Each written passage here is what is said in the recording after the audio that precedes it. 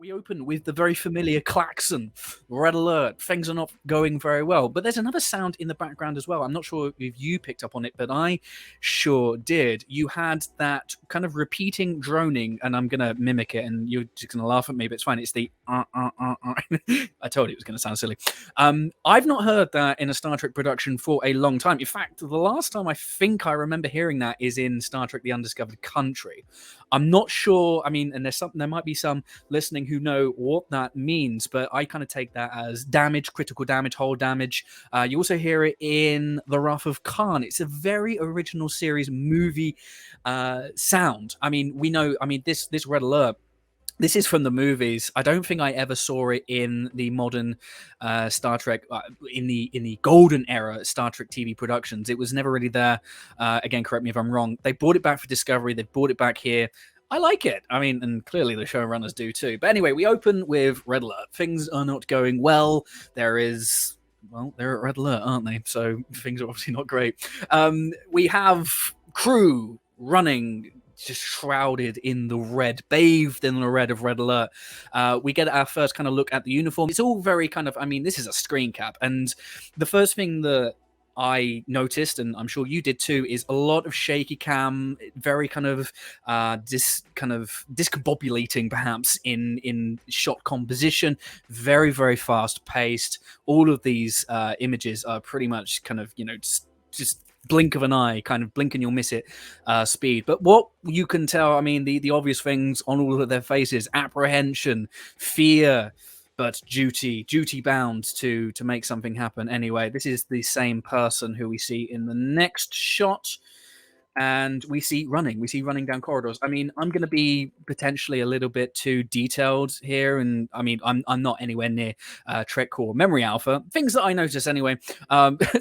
You might think that this is super nerdy and lame, but the flooring, we've got the super slick, super smooth kind of flooring that you see more with the Discovery era kind of production design. I mean, in TNG and that era, you would kind of have carpeting.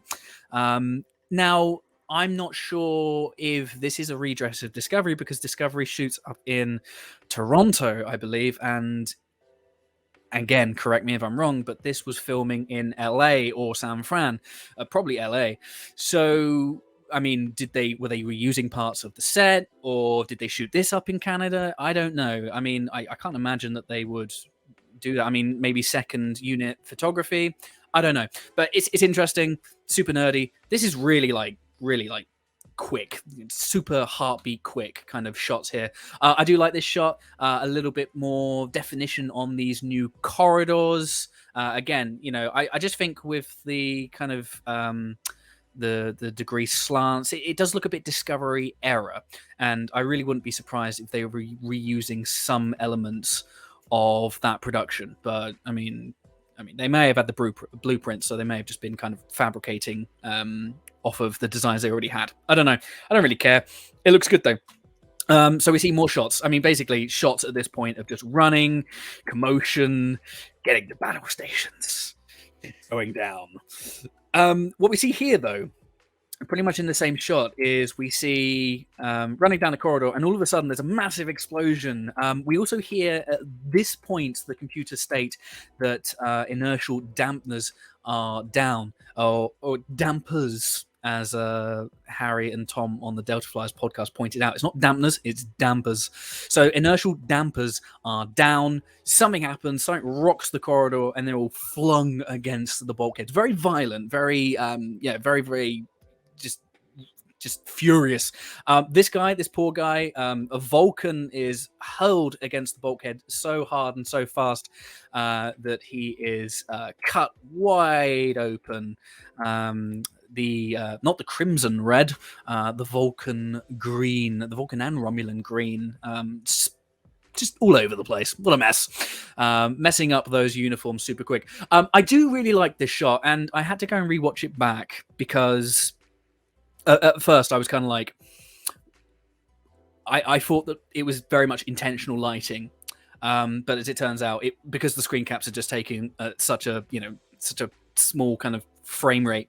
The lights were actually on in the corridor. They just captured this screenshot at the time, at the moment where there are no lights on. So you would have blinking lights, the red alerts, and there were some lights kind of lighting up here as well. Very well timed screen cap. I really, really like it. It's a shame this door isn't a little bit more kind of square. A little bit more flush, because if it was, it would have looked like something out of Wes Anderson. It's a really kind of stylistic shot choice, and I just kind of really liked it. The film nerdiness kind of came out a little bit, but I really liked it. What we're kind of seeing at the moment here is, the rushing to station. Security detail has been called to the bridge. These are members of security. As you can see, look a bit scared for members of security. You would think that they would probably be like, wow, this is an opportunity to, get in on the action. But the look of apprehension, what is this? What is this threat we are about to face? As we can see, our Vulcan friend is a little cut up. Not good, but not dripping on the uniform yet. And the uniforms, I want to quickly point out, the uniforms are brand new for this season, and they are a massive, in my opinion anyway, a massive improvement on what we saw in Picard Season 1. I would actually go as far as to say that I think they may be my new favorite uniform out of all of modern Star Trek. They have this really nice, it's a marriage of the two different styles, very different styles. We have our kind of jumpsuit design that we saw popularized on Deep Space Nine, and Voyager as well, but Deep Space Nine bought it first. And you have this fold, this kind of buttons tunic that we know from the original series movies. And the original series movies, there is DNA and references to those films all over the place. I can only assume that Terry Matalas and members that they brought in. I know that Doug Drexler was brought in. He's a big fan of the original series movies. So there are original series movies references just peppered throughout this episode, and hopefully they'll be peppered throughout the season as well. But yeah, I really like the design. One thing that I did really like about this, and I'm sure Chris might really like this, is so the design, the color coordination is very different to how it used to be. Now we have the traditional, we have the retention of the security and engineering gold, and as we also saw, command is still red, and sciences and medical is still blue. The colors are pretty much dead on what they have pretty much always been since TNG anyway. But the undershirt, the undershirt is black, like pure black. We've never seen that before, or have we? Now, I'm not going to chuck any theories here. This isn't me theorizing. This is just an observation, so you'll get a lot of observations here. But the last time I remember seeing this kind of undershirt design in Star Trek wasn't in a universe that is actually official. It's not actually canon. And going back to the reason why you might like this, Chris, is exactly, he gets it, living witness, exactly. So when diplomacy fails, the only thing left is violence. I'm paraphrasing. But yeah, Living Witness. So Living Witness, the Voyager episode where the alien race is basically telling a wildly inaccurate retelling of a very crucial moment in history. Voyager details were not quite right. Chakotay, exactly. And the undershirt was black. And that's what we've got here. Now, are they actually going, well, I'm creating these uniforms because I want to evoke feelings and memories of Living Witness? Almost certainly not. They're probably going, well, this looks bloody cool. And you know what? I'm inclined to agree with them. I think it is bloody cool. Yeah, a really, really cool job. I'm moving ahead. Also, I really like the turbo light. I like the lighting of the turbo lift. I like the lighting. I like the LCARs in the background. It all just looks very kind of nice and very on brand. I will get into a bit more of a gushing review of the bridge and the Stargazer as we get into this. More looks of apprehension. Here's an interesting thing. So they're in the turbo lift, and an explosion is rocked. There's this moment of calm, and all of a sudden, the entire turbo lift is rocked with explosions and sparks. And the typical Star Trek damage effect. The only thing that's missing here is flamethrowers or rocks. And to be fair, I'm glad there are no flamethrowers. Could have done with a couple of rocks. That would have been nice. But yeah, really, really not good. At this point, I was watching this first time round, and I thought that they were about to be jettisoned into space. It was going to be a massive hull breach. But no, alas, they are okay. They've just been rocked by some sort of explosion. Vulcan is not having a good time. He's been thrown around the place. He's got sparks all over his lovely Vulcan head. Not a good day for him. Not a good day for anybody. And it's about to get a whole lot worse.